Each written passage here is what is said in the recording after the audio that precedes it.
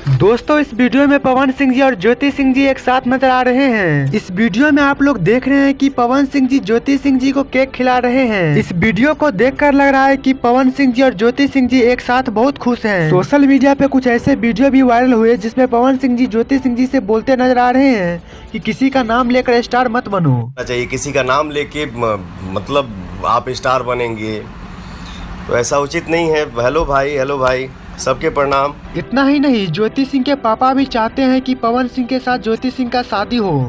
पवन जी से मैं कहना चाहता हूँ कि हमसे 1 करोड़ 1.5 करोड़ रुपया ले लें, या तो हम जमीन ले लें हमसे, या तो नगद ले लें, हमारी बेटी को रखें। इतना ही नहीं, कुछ ऐसे फेक वीडियो कॉल रिकॉर्ड भी सोशल मीडिया पे वायरल हुए हैं मिठाइयाँ हमारे बाकी रही ठीक है। हाँ, जिसमें पवन सिंह जी और ज्योति सिंह जी बहुत ही खुशी से बात करते नजर आ रहे हैं। उस वीडियो कॉल की क्या सच्चाई थी, इस पर एक स्पेशल वीडियो इसी चैनल पे डाल दिया गया है। अगर उस कॉल रिकॉर्ड को देखना चाहते हैं तो आप इस चैनल पे जाकर देख सकते हैं, क्योंकि उस वीडियो कॉल का पूरा सच्चाई उस वीडियो में बताया गया है।